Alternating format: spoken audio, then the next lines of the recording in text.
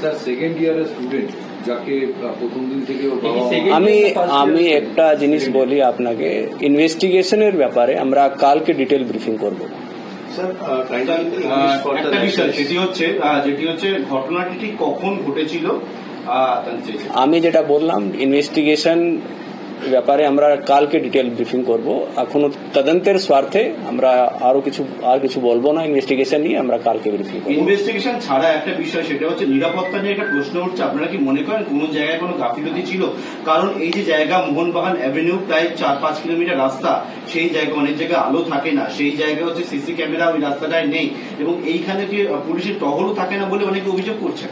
Police টহল থাকে, পুলিশের যে মোবাইল গাড়ি থাকে সেটা ডেফিনেটলি হয়তো সবসময় একটা জায়গাতে থাকতে পারে না মোবাইল গাড়ি, কিন্তু বিভিন্ন এরিয়াতে যে মোবাইল গাড়ি থাকে সেটা রাউন্ড দেয় এবং হসপিটাল এরিয়াতেও থাকে।